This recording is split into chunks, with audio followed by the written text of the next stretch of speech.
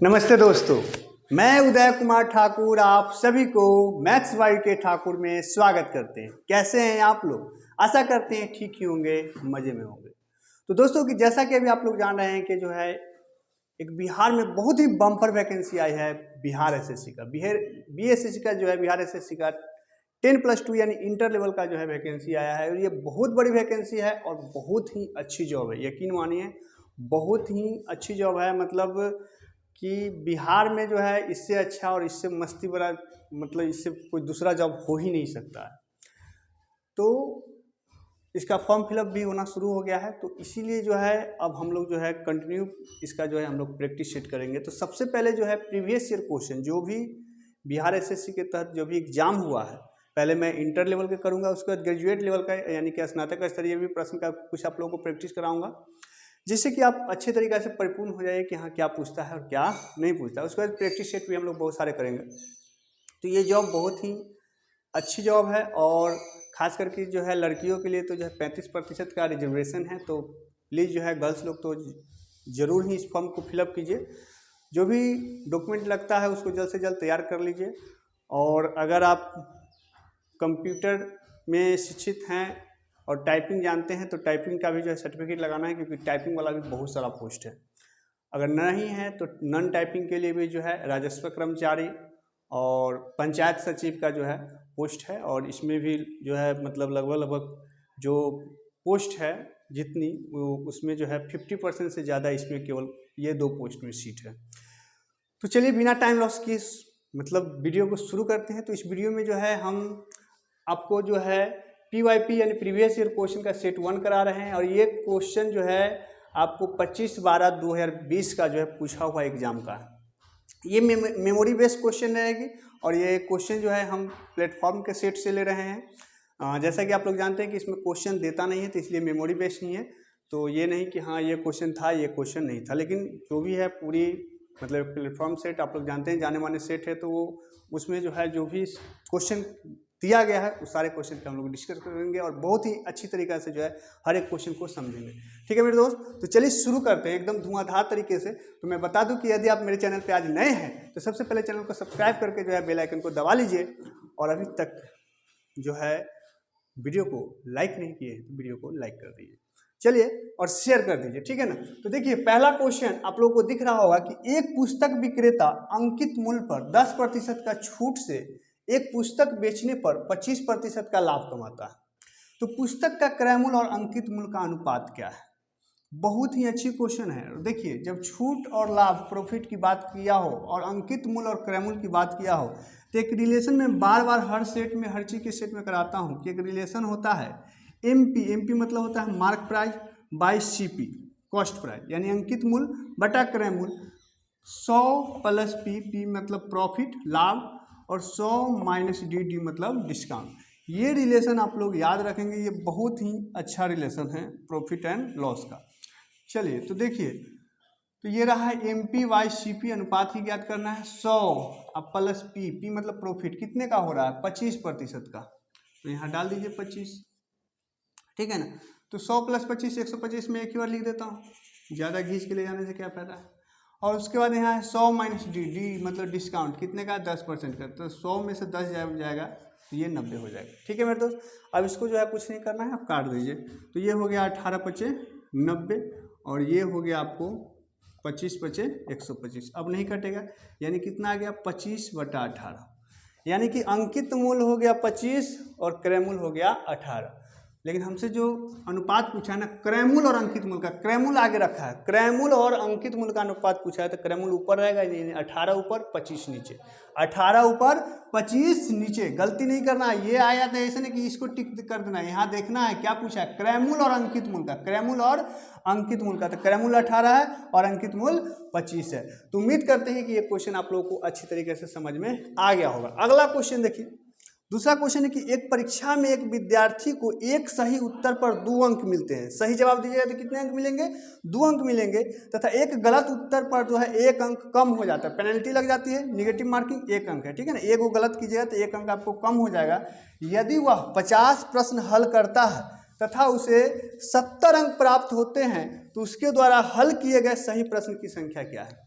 देखिए मेरे दोस्त, सबसे पहले एक बात समझिए, इसमें हम आप लोग क्या करोगे कि एक्स उक्स लगा करके बनाओगे कि माना कि सही प्रश्नों की संख्या एक्स तो गलत प्रश्नों की संख्या 50, इस प्रकार से एक्स उक्स इसमें कुछ नहीं मान रहा। हम एक बहुत ही मजेदार कॉन्सेप्ट बता रहे हैं, खूब अच्छा तरीका से समझिएगा। देखिए कितने प्रश्न वो सॉल्व किया है, तो 50 प्रश्न सॉल्व किया है। कितने प्रश्न? 50 प्रश्न। नंबर कितना मिला? 70 नंबर मिला। तो मान के चलिए कि अगर वो 50 का 50 प्रश्न सारा का सारा सही मतलब सही जवाब दे देता तो कितना नंबर मिलता? तो आप कहोगे सर एक नंबर, एक सही पर 2 नंबर मिलता है, 50 सही पर 50 गुना 100 नंबर मिलता। कितने नंबर मिलता? 100 नंबर मिलता। लेकिन नंबर मिला कितना? 70 मिला। मिलना चाहिए था कितना? 100। खूब अच्छा समझिए, अगर 50 के 50 प्रश्न हम सही जवाब दे देते तो हमारा नंबर होता 100, लेकिन नंबर मिला 70, यानी कि 30 नंबर की जो है कमी हो गई। 30 नंबर की जो है क्या हो गई? कमी हो गई। ये कमी क्यों हुई? क्योंकि कुछ न कुछ प्रश्न गलत हुआ होगा। अब कितने प्रश्न गलत हुआ, तो अब यहाँ पे समझने वाली बात है, इतना तो समझ गए। अब देखो मेरे दोस्त, आपने एक प्रश्न सही जवाब दिया तो 2 अंक मिला, अगर एक प्रश्न गलत दिया तो आपका नुकसान कितना का हुआ? आप कहोगे सर इसमें कौन सी बड़ी बात है, एक नंबर ही तो कम हो रहा है, तो एक नंबर का नुकसान हुआ। जी नहीं, देखिए एक गलत जवाब दिए तो सबसे पहले तो जो 2 नंबर मिलता था सो वो नहीं मिलेगा, ये 2 नंबर नहीं ना मिलेगा, और उसके बाद 1 नंबर और आपका कट भी गया, यानी कि आपको जो है टोटल 3 नंबर का नुकसान हो रहा है। एक नंबर गलत, एक क्वेश्चन गलत करने पे आपको टोटल 3 नंबर का नुकसान हो रहा है, यानी एक प्रश्न गलत होने पर 3 नंबर का नुकसान हो रहा है। तो 3 नंबर नुकसान होने पर एक प्रश्न गलत हुआ, तो 30 नंबर नुकसान होने का मतलब है कि इसमें 3 से भाग देंगे तो 3 दहा के 30, यानी आपको कितना प्रश्न गलत हुआ होगा? 10 प्रश्न गलत हुआ होगा, तभी तो 30 नंबर कट गया। एक प्रश्न गलत होने पर 3 नंबर कट रहा है, तो 10 प्रश्न गलत हुआ होगा तभी ना 30 नंबर कटा जी। तो हमसे क्या पूछा? तो हमसे पूछा कि सही प्रश्न की संख्या कितना है।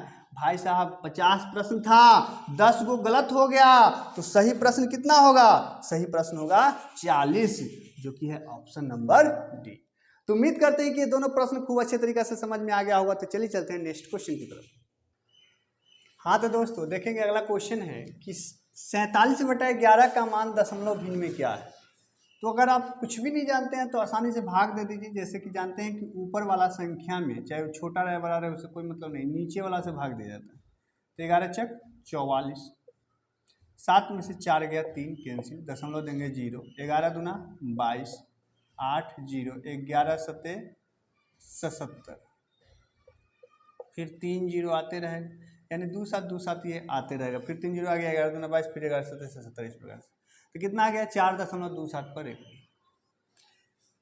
अब अगर आप थोड़ा सा भी जानते हैं कुछ दशमलव का या फ्रैक्शन के बारे में तो इसमें भाग देने की कोई ज़रूरत नहीं। कैसे? अगर थोड़ा सा ध्यान दीजिए, देखिए 47/11 है तो सबसे पहले तो ये 11 चक 44 यानी दशमलव में आएगा। ये देखिए ये बिना दशमलव का संख्या है तो ये तो होगा नहीं। अब अगर आप लोग दशमलव के बारे में कुछ भी जानते होंगे तो देखिए एक चीज़ होता है शांत और एक अशांत, ठीक है ना। तो अगर किसी संख्या का हर यानी नीचे वाले में जो है नीचे वाले का अभाज्य गुणनखंड 2 और 5 के फैक्टर में हो, खाली 2 हो या केवल 5 हो या 2 और 5 दोनों हो, तो उसका दशमलव प्रसार शांत होगा, यानी कि दशमलव के बाद कहीं ना कहीं जाकर के वो कट जाएगा पूरा पूरा। अगर 2 या 5 के अलावा उसके हर में कोई तीसरी संख्या आती है तो वो अशांत होगा, ठीक है ना, वो नहीं कटेगा, टर्मिनेटिंग हो सकता है लेकिन कटेगा नहीं। देखिए ये जो है दशमलव के बाद कहीं ना कहीं खत्म हो गया, 2 7 2 7 इसका खत्म हो गया है। क्या ये हो सकता है आंसर? नहीं, क्योंकि ये 11 है और 11 है तो टर्मिनेटिंग होगा। अब इसमें देखिए ये भी जो है क्या है, 4.27 है, ये हो सकता है? नहीं। तो ओनली वन एक ही ऑप्शन था, आप बिना भाग दिए हुए भी इस क्वेश्चन को कर सकते थे, बहुत ही इजीली, बहुत आसान सा प्रश्न था। अच्छा एक बात और मैं बता दूं कि ये जो ये PYP जो आज पहला क्वेश्चन कर रहे हैं तो ये 25/12/2020 का जो एग्जाम लिया गया था तो ये मेंस का क्वेश्चन है, ठीक है ना, क्योंकि इसका PT 2018 में ही हो गया था। तो इसके बाद हम लोग PT का प्रश्न देख लेंगे। चलिए अगला क्वेश्चन है कि 50,000 रुपये का 12% प्रति वर्ष की दर से 1 वर्ष का चक्रवृद्धि ब्याज में अंतर, जबकि ब्याज वार्षिक और अर्धवार्षिक चुकाया गया हो, ठीक है ना। ध्यान दीजिएगा कि इसमें साधारण ब्याज नहीं है, दोनों केस में जो है चक्रवृद्धि ब्याज ही है, लेकिन कंडीशन क्या है कि एक बार ब्याज जो है एक बार ब्याज जो है क्या लग रहा है, वार्षिक लग रहा है, और एक बार अर्धवार्षिक लग रहा है। तो आप ऐसे भी बना सकते हो सिंपल, नहीं तो बात समझिए, एक साल के लिए जब ब्याज वार्षिक हो तो चक्रवृद्धि ब्याज या साधारण ब्याज दोनों का जो है फॉर्मूला वही होता है। मतलब कि अगर हम इसका निकालना चाहें 50,000 का, 50,000 का जो है 12% यानी 12/100, एक साल का ब्याज 12%, मूलधन गुने समय गुने मतलब समय गुने दर होता है ना, जितना समय तो एक साल है तो इसलिए नहीं लिखे हैं, बटा 100 होता है तो इस हिसाब से, तो 12×5 = 60, ये डबल 6,000 रुपया है, ये ब्याज है। लेकिन जब ब्याज अर्धवार्षिक संयोजित होता, तो अर्धवार्षिक संयोजित होता तो आप लोग जानते हैं कि जब ब्याज 6 माही होता है तो समय में 2 से गुना कर दिया जाता है और दर में 2 से भाग कर दिया जाता है। तो ये जो 12% है ये क्या प्रतिशत हो जाता है, 6% हो जाता है, ठीक है ना, आधा हो जाता है 6%। अब 6% के हिसाब से हम लोग 50,000 का जो है जब हम क्या निकालेंगे, ब्याज निकालेंगे, तो या तो आप ट्री मेथड लगा दीजिए और नहीं तो जो है आप सिंपल हिसाब से भी बना सकते हैं। जैसे कि 6% है 50,000 का, ठीक है, 50,000 का जो है 6% निकाल लेते हैं पहले, तो ये इस प्रकार से 6×5 = 30, 3,000 आया, 3,000 इस साल के लिए, 3,000 दूसरा साल के लिए। चक्रवृद्धि ब्याज जानते हैं कि इस पर भी फिर ब्याज लगेगा, तो 3,000 का फिर हम जब 6% निकालेंगे, 3,000 का 6%, तो डबल अड्डू से डबल अड्डू 18, 180 रुपया होगा। तो कहने का अर्थ है कि इतना पापड़ नहीं मिलना था, हम वही चीज़ आपको डायरेक्ट अगर परसेंटेज मेथड से समझाते तो वो चीज़ होता है। जैसे कि 2 साल का जो है चक्रवृद्धि ब्याज का जो रेट का फार्मूला होता है, ये होता है 2R + R² / 100 होता है, बात समझिएगा, R² / 100। तो 2R तो 6 × 12%, तो ये भी हो जाएगा, एक साल के 12% ये भी हो जाएगा, तो अंतर तो यही ना होगा जी, R² / 100, और R² मतलब 6 है, तो 6 का कितना, 6×1 = 36, 36/100, इतना प्रतिशत, ठीक है ना, इतना प्रतिशत। तो उस हिसाब से डायरेक्ट इसका हम निकाल लेते हैं। तो कहने का अर्थ है कि देखो ये 6,000 है, ये 3,000 + 3,000 6,000, यही जो 180 रुपया निकला, यही ना अंतर हो गया। तो 180 रुपया जो है इसका अंतर हो जाएगा, जो कि है ऑप्शन नंबर बी, ठीक है ना। देखो क्या किया हमने, पहले इस राशि का जो है एक साल का जो है चक्रवृद्धि ब्याज वार्षिक रूप से निकाल दिया, उसका 2 साल के लिए, तो 2 साल के लिए अर्धवार्षिक है, मतलब एक साल के लिए अर्धवार्षिक है, तो 6% हो गया, तो इसका 6% निकाले तो 3,000, फिर दूसरे साल के लिए 3,000, और चक्रवृद्धि ब्याज में ब्याज पर ब्याज निकलता है, तो अगला साल जो है दूसरे साल के लिए फिर इस 3,000 पर भी 6% लगेगा, तो कितना हो गया, 180 रुपया। तो जब जोड़िएगा तो ये हो जाएगा आपको 6180 रुपया, तो 6,000 उधर है, तो दोनों का अंतर कितना हो जाएगा, मात्र 180 रुपया हो जाएगा, जो कि है ऑप्शन नंबर बी। तो उम्मीद करते हैं कि दोनों क्वेश्चन समझ में आ गया होगा। चलिए चलते हैं नेक्स्ट क्वेश्चन की तरफ। हाँ तो दोस्त अगला देखेंगे क्वेश्चन, कहता है कि दो संख्याओं का योग 25 है और उनका अंतर जो है 13 है, तो उनका गुणनफल क्या होगा। बहुत ही प्यारा क्वेश्चन, छोटा सा क्वेश्चन। देखिए दो संख्याओं का, मान लीजिए अगर दोनों संख्या ए और बी है, तो a + b दे दिया 25, a - b दे दिया अंतर, ठीक है ना, a - b दे दिया आपको 13। तो इस तरीका का प्रश्न आप लोग सॉल्व किए होंगे। तो हमने बहुत बार मतलब बताया हुआ है कि अगर a का मान निकालना यानी बड़ी वाला संख्या का मान निकालना हो, तो दोनों को जोड़ के 2 से भाग कर दीजिए, ठीक है। तो a बराबर हो जाएगा आपको 25 + 13/2, और b बराबर हो जाएगा, घटा के 2 से भाग कर दीजिए, 25 - 13/2, तो 25 और 13 हो जाएगा आपको 38/2, यानी कि 19, ये हो जाएगा 12/2, यानी कि 6। यानी यहाँ से पता चल गया कि a का मान 19 है और b का मान 6 है। 19 × 6 = 25, 19 में से 6 गया 13। तो हमसे पूछा कि दोनों संख्या का गुणनफल क्या होगा, तो 19 में 6 से गुना कर दीजिएगा, तो क्या हो जाएगा मेरे दोस्त, 19 × 114, ठीक है ना, जो कि है ऑप्शन नंबर सी। ठीक है, समझ में आ गया। तो समझ में आ गया तो प्लीज़ जो है वीडियो को लाइक कर दीजिए और शेयर कर दीजिए, जिससे कि और भी मेरे दोस्त जुड़ सके और उनको भी लाभ प्राप्त हो सके। अगला क्वेश्चन देखिए, बहुत ही प्यारा क्वेश्चन, छोटा सा क्वेश्चन। देखिए यदि 12 पेनों का क्रय मूल्य 8 पेनों के विक्रय मूल्य के बराबर है तो लाभ प्रतिशत क्या होगा। तो देख रहे हैं ना कि ये मेंस सबका क्वेश्चन है, तो कुछ बच्चे घबरा जाते हैं कि मेंस में कोई हार्ड होगा। देखिए इसमें हालांकि सिंगल एग्जाम ही है, सिंगल एग्जाम लेना होता है, लेकिन एक रूल है कि भाई जैसे कि क्राइटेरिया फिक्स किया हो गया है कि मान लीजिए कि जैसे कि 40,000 है, कि अगर 40,000 तक कैंडिडेट रहता है तो एक परीक्षा लेंगे, और 40,000 से ज़्यादा कैंडिडेट हो जाए तो एक से अधिक मतलब पीटी मेंस करके 2 एग्जाम लेंगे। तो सीधी सी बात है कि भाई 40,000 क्या है, यहाँ तो जो है लाखों में कैंडिडेट हो जाएंगे, है ना, 10 लाख भी जा सकता है। तो उस हिसाब से जो है 2 एग्ज़ाम तो मतलब फिक्स है कि 2 एग्ज़ाम होगा, एक पीटी और एक मेंस, लेकिन दोनों एग्जाम में सेम पैटर्न सेम क्वेश्चन पूछा जाता है, केवल भीड़ को जो है छांटने के लिए 2 एग्जाम लिया जाता है। अब अगला क्वेश्चन देखिए कि यदि 12 पेनों का क्रय मूल्य 8 पेनों के विक्रय मूल्य के बराबर है तो लाभ प्रतिशत क्या है। भैया 12 पेन का क्रय मूल्य को सीपी से डिनोट करोगे तो 12 सीपी बराबर है 8 एसपी की, ठीक है ना, विक्रय मूल्य के बराबर है। 12 सीपी बराबर है 8 एसपी के।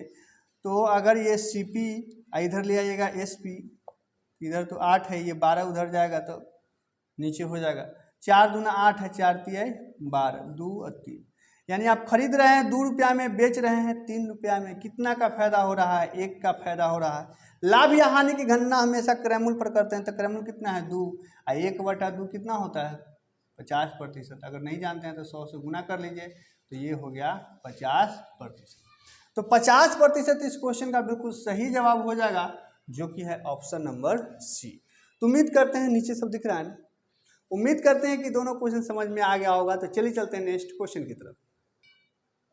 हाँ तो दोस्तों अगला क्वेश्चन देखेंगे, कहता है कि 1 लाख रुपए का 9 माह के लिए 4% की दर से चक्रवृद्धि ब्याज क्या होगा यदि ब्याज तिमाही देय हो।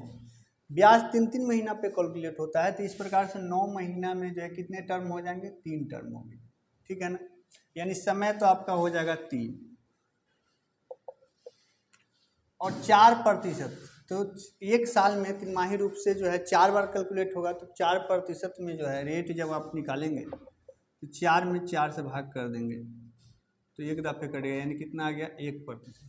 तो रेट 1% हो रहा है, तो 3 साल के लिए निकालना है हमको चक्रवृद्धि ब्याज।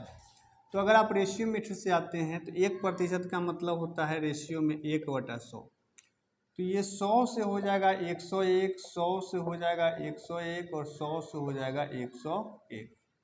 ये जो है 1 पर 6 लड्डू हो जाएगा, ठीक है ना। अच्छा इधर जब गुना करेंगे तो देखिए 101 में जब 101 से आप गुना कीजिएगा तो ये हो जाएगा 101 101, यानी 10201 इतना आ गया।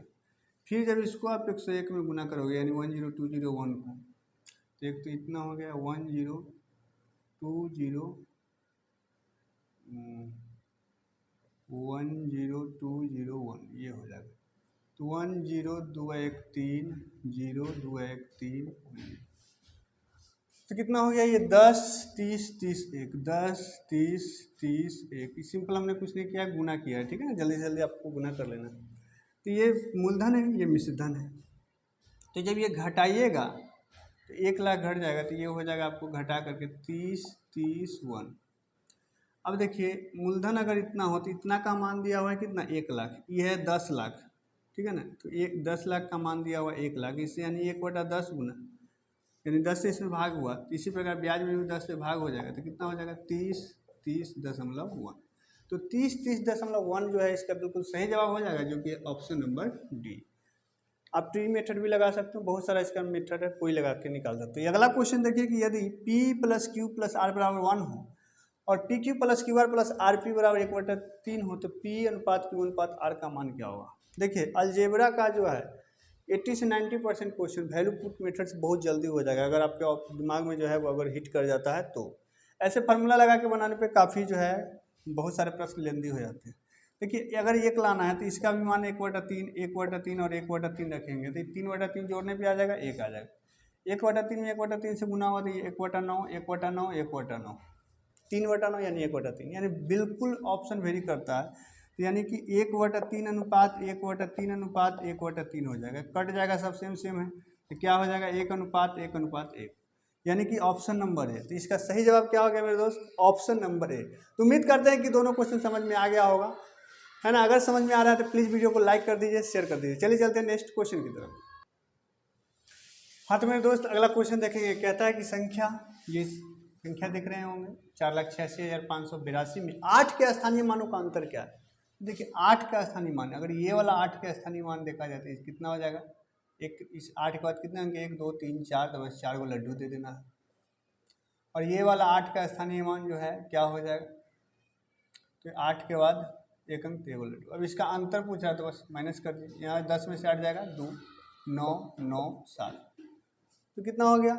79,920। 79,920 जो कि है ऑप्शन नंबर डी। तो बहुत ही सिंपल क्वेश्चन था, ठीक है ना।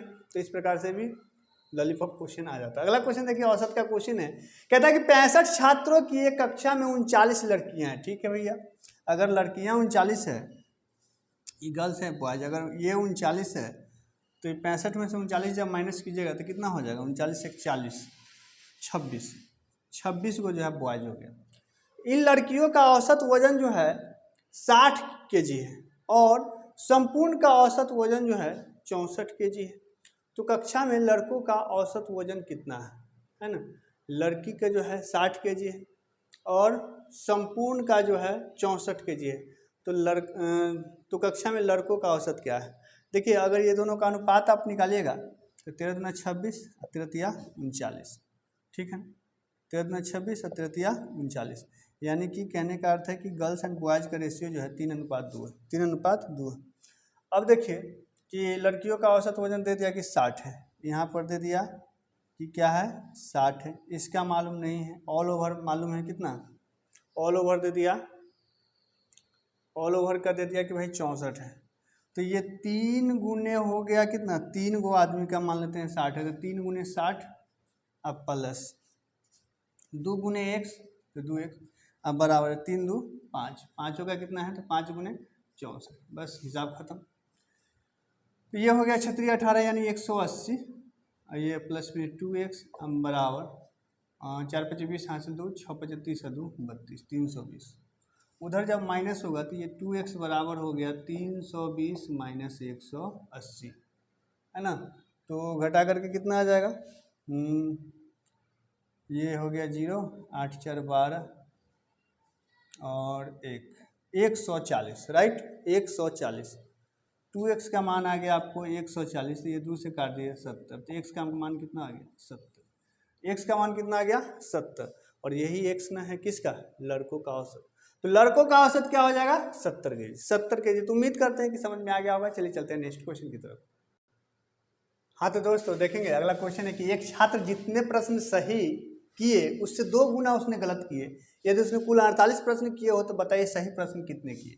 देखिए ये मान लीजिए कि ये राइट है और ये रॉन्ग है। तो अगर राइट को हम 1 मानते हैं तो रॉन्ग उसने 2 किया, ये नहीं कहता है दुगना किया, 1 का दुगना 2 हो गया।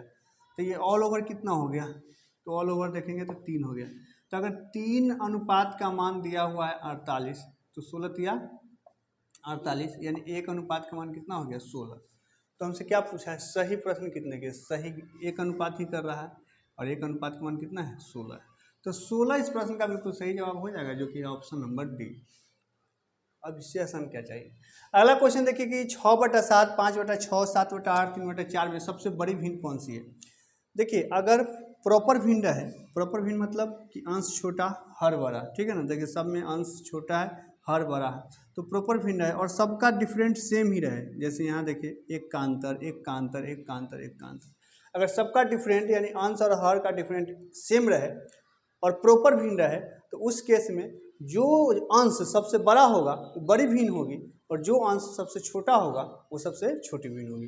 तो सबसे बड़ा अंश ये 7 है, यानी हमसे सबसे बड़ा भिन्न क्या हो जाएगा? 7/8, जो कि है option number A. Option number A. अगर सबसे छोटा पूछता है 3/4। तो एक तो ये तरीका था। दूसरा है कि आप क्रॉस गुना करके भी चेक कर सकते हैं। जैसे ये दोनों में तुलना कीजिए तो 6 × 36, ये दोनों में गुना कीजिए 7 × 5 = 35। हमसे बड़ा भिन्न पूछा है तो ये कैंसिल हो गया। 5/6 क्या हो गया? 35 से तो खत्म हो गया, 36 वाला होगा। अब इसमें इससे करेंगे तो 8 × 6 = 48, ये मानिए कि 48 हो गया। और ये 7 × 7 = 49, तब ये 49 वाला बड़ा हो जाएगा, इसका भी कहानी खत्म। इसमें इससे करेंगे तो 8 × 3 = 24, 80 चौके 28, तो 28 वाला ही बड़ा होगा, 24 छोटा हो जाएगा, तो ये भी गलत। तो उस हिसाब से भी जो आप क्रॉस भी कर सकते हो। तो उम्मीद करते हैं कि दोनों क्वेश्चन समझ में आ गया है। चलिए चलते हैं नेक्स्ट क्वेश्चन की तरफ।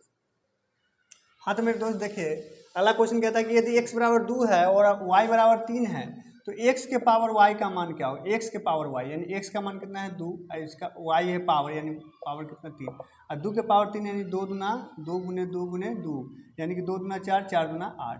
तो 8 जो है इस क्वेश्चन का बिल्कुल सही जवाब हो जाएगा, जो कि है ऑप्शन नंबर सी। ठीक है, उम्मीद करते हैं कि समझ रहे होंगे। अगला क्वेश्चन देखिए कि 17 से 84 के बीच ऐसी कितनी प्राकृत संख्या है जो 6 से पूर्णतः विभक्त है। देखिए कुछ नहीं करना है, यहाँ 17 लिख दीजिए, यहाँ 84 लिख दीजिए।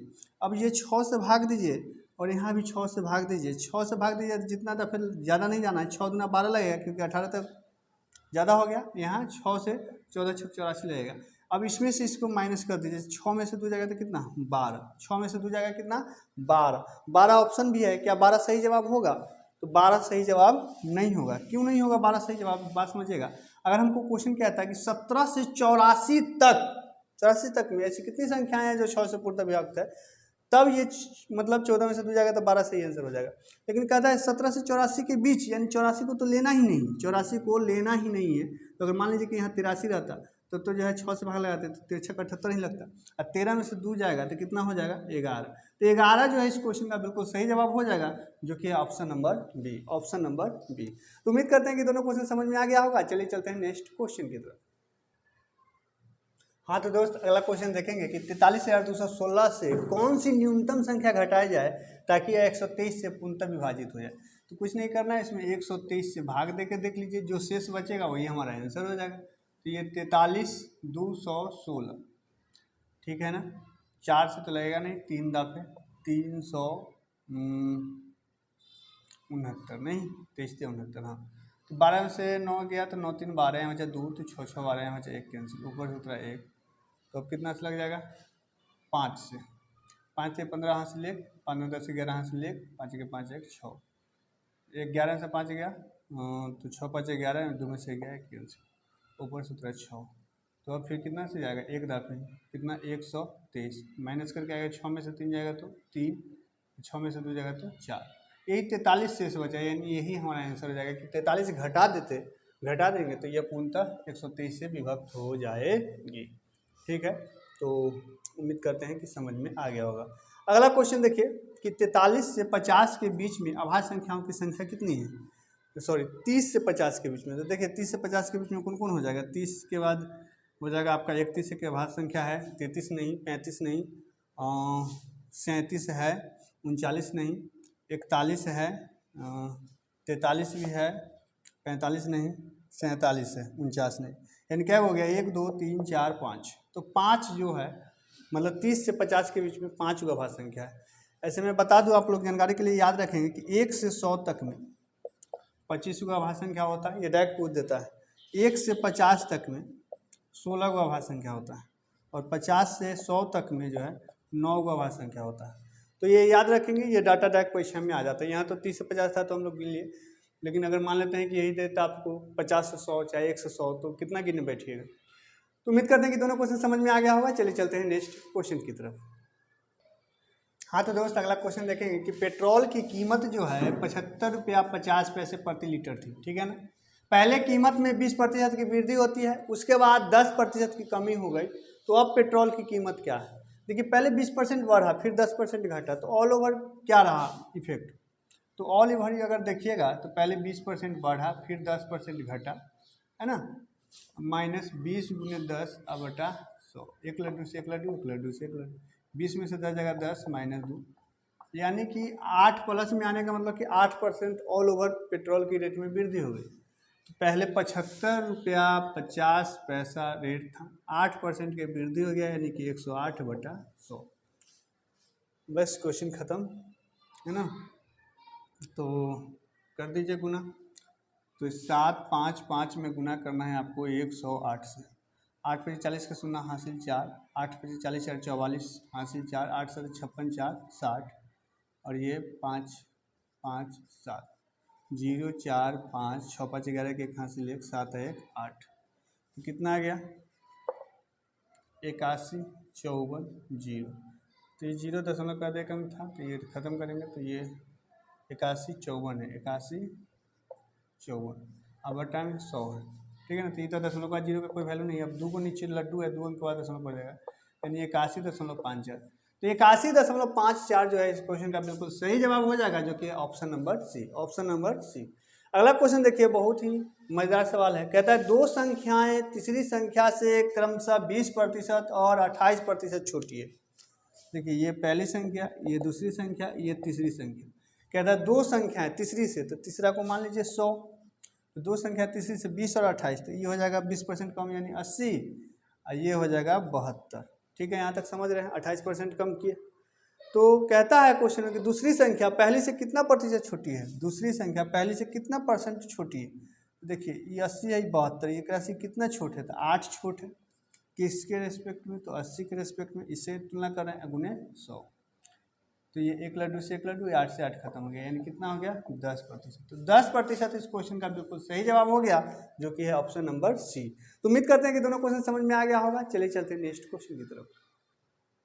हाँ तो दोस्त देखेंगे, अगला क्वेश्चन है कि दो मोबाइल फोन में प्रत्येक को 4500 रुपये में बेचने पर एक पर 6% का लाभ और दूसरे पर 6% की हानि होती है, तो पूरे लेन देन में लाभ या हानि क्या होगा। देखो इस टाइप के प्रश्न में एक बात नोट करके लिख लीजिए, अगर नोट करते हैं आप तो, कि अगर कोई भी दो वस्तु का अगर क्रयमूल्य समान हो, मैंने क्या बोला कि कोई भी दो वस्तु हो और उसका क्रयमूल्य समान हो, और एक को जितना प्रतिशत लाभ पर बेचे दूसरे को उतना ही प्रतिशत पे हानि हो, तो उस केस में न तो लाभ होगा न तो हानि होगी। ठीक है ना। केस नंबर 2 कि अगर कोई दो वस्तु का विक्रयमूल्य समान हो, अगर कोई दो वस्तु का विक्रयमूल्य समान हो और एक पर जितने प्रतिशत का लाभ हो दूसरे पर उतना ही प्रतिशत की हानि हो, तो उस केस में हमेशा हानि होगा। और हानि प्रतिशत जो होगा, हानि प्रतिशत जो होगा, जो परसेंटेज दिया हुआ रहेगा, जो भी आर दिया हुआ है उसका स्क्वायर बटा 100, इतना % होगा। तो यहाँ देखेंगे कि दो मोबाइल फोन प्रत्येक को 45 रुपये में बेचा गया, यानी यहाँ विक्रयमूल्य समान है। तो जब विक्रयमूल्य समान है और एक को 6% के लाभ पर दूसरा 6% की हानि पर बिका है, तो जब विक्रयमूल्य समान है तो इस केस में हमेशा हानि ही होगा। और हानि प्रतिशत बराबर क्या होगा, तो आर स्क्वायर यानी 6 का स्क्वायर बटा 100, 6 का स्क्वायर 36 बटा 100, यानी कितना हो जाएगा 0.36%, 0.36%, 0.36% की हानि हो गई, जो कि option number D, option number D. ठीक है मेरे दोस्त। अब अगला क्वेश्चन देखिए, उम्मीद करते हैं समझ में आ गया होगा, ये फॉर्मूला हमेशा याद रखें। अगला क्वेश्चन देखिए, कहता है दो पूर्ण संख्याओं का गुणनफल 37 है, उन संख्याओं का अंतर का वर्गमूल क्या होगा। एक दोस्त एक बात बताइए दोस्त, 37 एक अभाज्य संख्या है और यहाँ दो पूर्ण संख्या कहा गया है, तो 37 एक अभाज्य संख्या है, तो ये तो किसी दूसरी संख्या का मतलब गुणनफल हो ही नहीं सकता है। मतलब 37 एक अभाज्य संख्या है, तो अभाज्य संख्या का रूल होता है कि या तो वो स्वयं से करता है या फिर एक से करता हो। तो इसका मतलब यहाँ ये बनता है कि अगर एक संख्या 37 होगा और दूसरा संख्या 1 होगा, तभी ये पॉसिबल है, और दूसरा तो पॉसिबल है ही नहीं, क्योंकि पूर्ण संख्या की बात कर रही है। ठीक है ना। तो 37 गुने 1 हो गया, यानी एक संख्या 37 दूसरा संख्या 1, तब उनके अंतर कीजिएगा, 37 में से 1 जाएगा तो कितना हो जाएगा 36, तो मतलब उसके अंतर के वर्गमूल। अब 36 का वर्गमूल क्या होगा, तो 36 का वर्गमूल भाई साहब 6 होता है, option number D, option number D. तो उम्मीद करते हैं कि ये दोनों क्वेश्चन समझ में आ गया होगा। चलिए चलते हैं नेक्स्ट क्वेश्चन की तरफ। हाँ तो मेरे दोस्त देखेंगे ये क्वेश्चन, कहता है कि 3 क्रमागत प्राकृतिक संख्याएं जो प्रत्येक 5 से विभाजित है का योग तो क्या है। देखिए क्या है, क्रमागत रूप से, जब भी क्रमागत रूप से बात करें और ये योग दिया हुआ है तो ऐसा बीच का होता है, और योग दिया हुआ है तो औसत कैसे निकलेगा। योग तीनों संख्या का 225 है, 3 को 3 7 21, 1 बचा 3 5 15, औसत हमेशा बीच का होता है, तो बीच में हो गया 75। अब 5 से विभाजित होने वाली बात है, तो 75 के आगे 5 से विभाजित होने वाला संख्या क्या होगा 80, अब 75 से पीछे तो 70। देखो 70 80 150, और 150 और 75 तो 225 आ गया। अब हमसे सबसे बड़ी संख्या पूछा, तो सबसे बड़ी संख्या क्या हो जाएगा 80। अगर सबसे छोटी संख्या पूछता तो सबसे छोटी संख्या क्या हो जाएगा 70। ठीक है, कुछ नहीं था, हमने क्या किया कि योगफल दिया हुआ था 3 से भाग करके औसत निकाल दिए। क्रमागत रूप से है तो औसत हमेशा बीच की संख्या होता है। अब 5 से विभाजित तो 75 के बाद की संख्या 5 से विभाजित 80 होगा, 75 से पहले तो 70 होगा। बड़ी संख्या पूछा तो 80 हो गया। अगला क्वेश्चन देखिए कि यदि p बराबर x माइनस 1 है, q बराबर x प्लस 1 है, तो एक्स स्क्वायर नहीं Q square minus P square बराबर क्या होगा, Q square minus P square. तो देखो जैसे कि एक चीज़ बताइए कि एक्स ए प्लस बी का होल स्क्वायर क्या होता है, ए प्लस बी का होल स्क्वायर क्या होता है, तो ये होता है आपका हो गया A square plus 2ab plus B square. अगर मैं पूछूं कि a माइनस बी का होल स्क्वायर क्या होता है, तो आपका हो गया A square minus 2ab plus B square. ठीक है जी। अब अगर हम ये दोनों को जोड़ दें, यानी कि a प्लस बी का whole square plus a minus B का होल स्क्वायर, तो जब जो दोनों को जोड़िएगा तो ये कैंसिल आउट हो जाएगा, 2 ए स्क्वायर और 2 बी स्क्वायर बचेगा, यानी 2 इंटू ए स्क्वायर प्लस बी स्क्वायर बचेगा। ठीक है, जोड़ने पर अगर अब इन दोनों को हम घटा दें, यानी कि a प्लस बी का होल स्क्वायर और माइनस ए माइनस बी का होल स्क्वायर कर दें, तो घटाव में चिन्ह बदल जाएगा, ये माइनस प्लस माइनस, तो ए स्क्वायर से ए स्क्वायर कैंसिल हो जाएगा, बी स्क्वायर से बी स्क्वायर कैंसिल हो जाएगा, 2ab या प्लस 2ab, तो ये हो जाएगा आपको 4ab।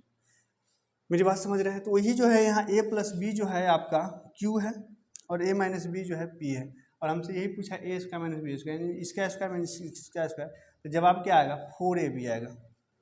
ठीक है ना, जवाब क्या आएगा 4ab, रूट अंडर 4ab इसका।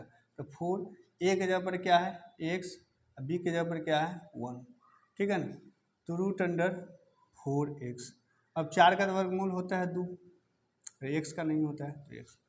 ठीक है ना, तो 2 रूट x इसका बिल्कुल सही जवाब हो जाएगा, जो कि है option number B, option number B. तो उम्मीद करते हैं कि दोनों क्वेश्चन समझ में आ गया होगा। ये सब फार्मूला याद रखेंगे, इससे डायरेक्ट भी परीक्षा में क्वेश्चन ये दोनों फार्मूला से पूछ देता है। ठीक है, तो चलिए चलते हैं नेक्स्ट क्वेश्चन की तरफ। हाँ तो दोस्त देखेंगे, दो संख्या ज्ञात कीजिए जिसका मध्य अनुपाती जो है 24 है और तृतीय अनुपाती जो है 1536, दो संख्या। तो देखिए मध्य अनुपाती का फॉर्मूला होता है दो संख्या के लिए, मान लीजिए कि a और b हम मान लेते हैं, a और b का मध्य अनुपाती जो हो जाएगा क्या हो जाएगा root under a, root under a। और a और b का जो है तृतीयानुपाती जो होता है ये होता है बी स्क्वायर अब बटा ए, ये दोनों फॉर्मूला याद रखें। तो देखिए यहाँ से आप देखेंगे कि रूट अंडर ए बी का मान दे रखा है कितना 24, रूट अंडर ए बी का मान दे रखा है 24 और बी स्क्वायर बटा ए का मान दे रखा है कितना 1536। अब इसी का यूज करके हम लोग को बनाना है। चलिए देखिए क्या करेंगे, सॉल्व करने से अच्छा है कि ऑप्शन देख लेते हैं। क्या ऑप्शन देखेंगे तो देखिए ये 24 गुने 24, अगर इसको इस ऑप्शन को मानते हैं तो 24 गुने 24 का वर्गमूल 24 तो आ जाएगा, लेकिन 24 का स्क्वायर बटा 24 करेंगे तो ये नहीं आएगा, तो ये ऑप्शन तो गलत हो गया। ये देखिए 6 तो ये 6 गुने 96 करने पर क्या आता है 24, 36 हासिल 3 और 9 6 54 54 और 3 57, 576 24 का स्क्वायर है। ठीक है, अब बी स्क्वायर यानी कि 96 गुने 96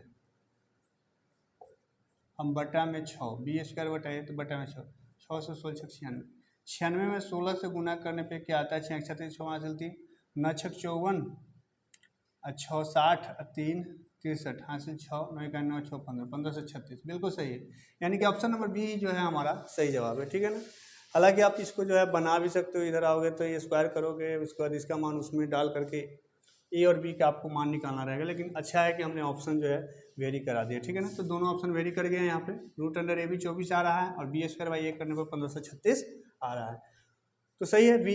अगला क्वेश्चन देखिए कि 8 के प्रथम 15 गुणजों का औसत क्या होगा। देखिए प्रथम बोल रहा है, ठीक है ना, 15 गुणजों का, तो हमने औसत हमेशा बीच का बोला, यानी 7 संख्या इधर होगा और 7 संख्या इधर होगा, 7 इधर 7 इधर, ये 8वां संख्या जो होगा यही औसत होगा, 7 इधर 7 इधर 14, ये जो है बीच वाला जो संख्या हमेशा औसत होता है।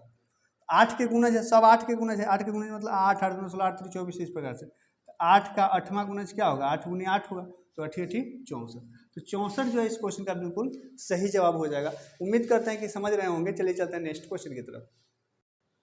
हाँ तो दोस्त देखेंगे, कहता है कि प्रथम 10 अभाज्य संख्याओं का औसत क्या है। तो अभाज्य संख्या का तो कोई ये है नहीं गैपिंग सेम डायरेक्ट लगा दीजिएगा। तो लिख लीजिए इसका, तो ये हो जाएगा 2 जोड़ 3 जोड़ 5 जोड़ 7 जोड़ 11 जोड़ 13 जोड़, है ना, कितना 13 के बाद 17 19 क्या हुआ हो, 1 2 3 4 5 6 7 8, 19 के बाद 23 और 23 के बाद जो है आपका 29 हो गया, ठीक है। और बटा कर दीजिए भाई साहब 10, हो गया औसत। जोड़ दीजिए 2 और 3 5 5 10 7 17 17 11 17 10 27 1 28 28 से 3 31 10 41 41 7 48 10 58 58 9 67 10 से 70 70 3 80 20 100 129 अब बटा 10। तो ये एक लड्डू है तो एक अंक के बाद दशमलव पड़ जाएगा, तो 12.9 12.9। तो ये डाटा आप डायरेक्ट याद रखिए, ये कभी कभी पूछ देता है डायरेक्ट कि प्रथम 10 अभाज्य संख्याओं का औसत क्या होगा, तो 12.9। अगला क्वेश्चन देखिए, बहुत ही मज़ेदार क्वेश्चन है, आसान सा है लेकिन फिर भी मज़ेदार है। 1820 रुपये का साधारण ब्याज 9 मार्च 2019 से 21 मई 2029। एक मैं क्वेश्चन देख लेता हूँ मैं, सॉरी यहाँ पे जो है आपका 2019 ही है, ठीक है। तो 9 मार्च 2019 से 21 मई 2019 तक जो है 7.5% की दर से ब्याज क्या होगा, साधारण ब्याज। तो इसमें इंटरेस्टिंग पॉइंट ये है कि ये जो डेट दिया ना, ये इसी से कितना बच्चा उलझेंगे। तो सबसे पहले हमको देखना होगा कि 9 मार्च 2019 से 21 मई 2019 तक कितना दिन होता है। तो देखिए मार्च में होता है आपका 31 दिन, 31 दिन में से जो है 9 मार्च से बात कह रहा है, तो इसमें से जो है आप क्या कर लीजिए, 9 मार्च से जो है तो 8 दिन घटा लीजिए, 8 दिन नहीं है तो कितना दिन हो जाएगा, एक में से 8 3 11 यहाँ 2 23 दिन हो गया आपको मार्च में। मार्च के बाद अप्रैल पूरा 30 दिन, मई पूरा 31, जून, अच्छा मई में तक तो है, मार्च हो गया, अप्रैल, मई 21, तो ये 3 1 4 2 2 4 4 2 3 5 और 5 2 7 74 दिन हो रहा है। तो बस कुछ नहीं करना है, ब्याज बराबर जो होता है एस आई बराबर क्या होता है, P into R into T. तो पी है 1820 गुने रेट कितना है 7.5, 7 में 14 15/2%, 15/2%, ठीक है ना। और समय हो रहा है आपका 74 दिन, ठीक है। तो और यहाँ पे ये हो गया 365 दिन के लिए, ठीक है ना, दिन के लिए।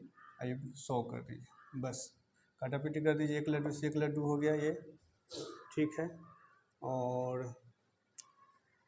ये हो गया आपको 7 पचे 35, 3 पचे 15 55, और ये जो है आपको 11 पचे 55, 3 पचे 15, और कटेगा क्या, 2 से इसको काटिए,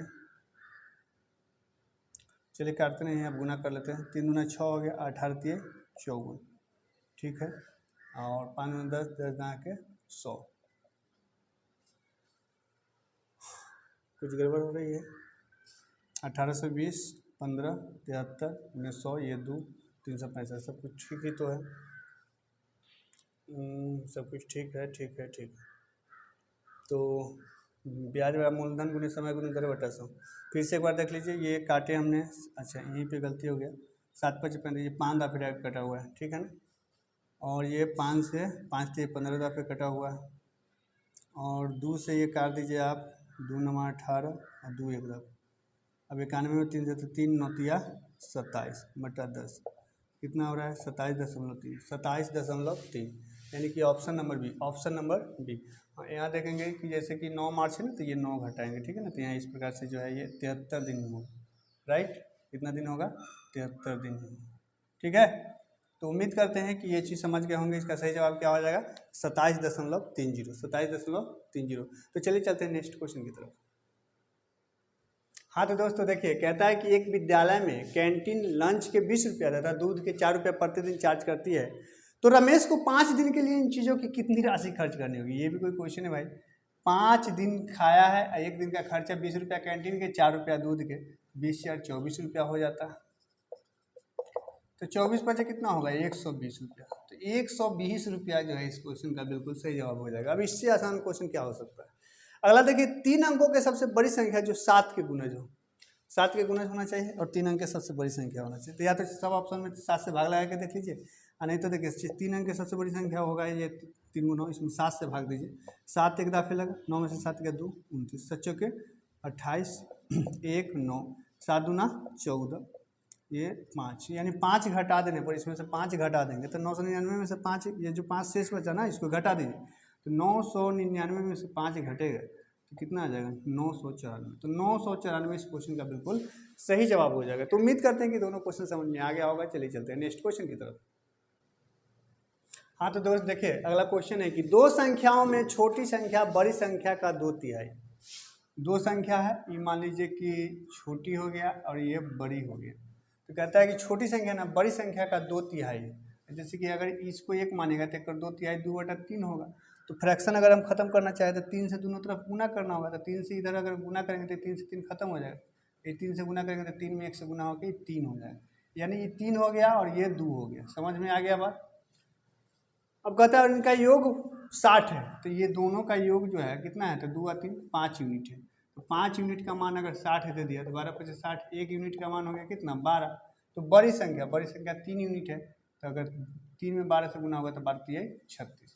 तो 36 इस क्वेश्चन का बिल्कुल सही जवाब हो जाएगा, जो कि option number D. Option number D. अगला क्वेश्चन कि एक्स का वाई प्रतिशत क्या होगा। तो देखिए एक्स का मतलब गुना और वाई प्रतिशत का मतलब बटा में 100, यानी कि एक्स वाई बटा 100, एक्स वाई बटा 100, एक्स वाई बटा 100, जो कि है option number A. Option number A. तो उम्मीद करते हैं कि दोनों क्वेश्चन समझ में आ गया होगा। चलिए चलते हैं नेक्स्ट क्वेश्चन की तरफ। हाँ तो देखिए अगला क्वेश्चन है कि 0.75 का क्यूब बराबर क्या होगा इसमें से। तो देखिए 0.75 का जो है अगर इसको दशमलव खत्म करोगे तो ये 75 और 1 पर डबल लड्डू, ठीक है ना।